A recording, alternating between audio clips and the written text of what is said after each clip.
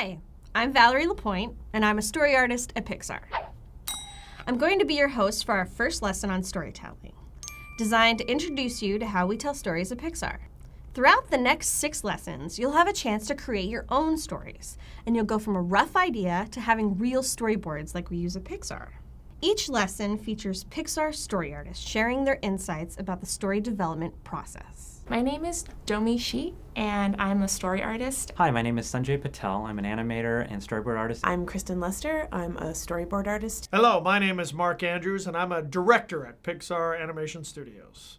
The goal of this video is to remind you that you already are a storyteller. It's something we do naturally and start doing as children. To kick this lesson off, let's hear how some of Pixar's storytellers first started telling their own stories. Out on the playground, where you're making up stories, or playing in the backyard where we're making up whole worlds. From then on, I started drawing my own comic books, and I would fake being sick to stay home from school so I could draw my comic books and come up with my stories. What I did is I would take a drawing of Betty and Veronica that was in the comic books, and I would trace it, and then I would draw fashion on them, and I did this thing called Betty and Veronica Fashions. Somewhere in my mother's basement, there are thousands and thousands and thousands of these drawings of Betty and Veronica.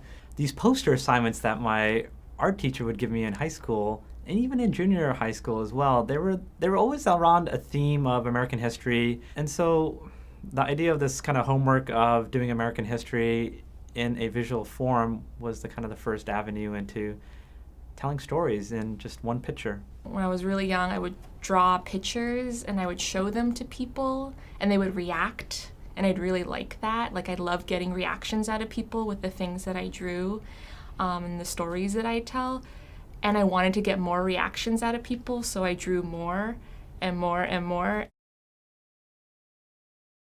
I have to say, growing up, I felt like I had no ideas. I was just the most unoriginal. I always felt like artists have to have these kind of waterfalls of ideas, endless amount of ideas, and I had zero, I felt. So I get most of my stories and my ideas from my life. I think about a lot of stuff that's happened to me, when was the last time I was happy? When was the last time I felt really sad? When was the last time I cried or I got really angry? Most of my stories originate from my own personal experiences. And I think there's a touchstone there that is very important to the storyteller to find, because it makes us honest. I'm not just gathering kind of ideas and chucking them together and there's a story. No story comes ready-made. One way is that I think long and hard about my experiences in life and moments in my life where I've had what I kind of consider to be an epiphany. I have gained some sort of insight or learned something that I think is really important to share with the world. I think those are the kind of stories that are really fun because they only can come from you and your experience. Nobody else can have the same insights as you because they haven't lived the same life as you. No two people will experience life the same, so no two people will tell a story the same way.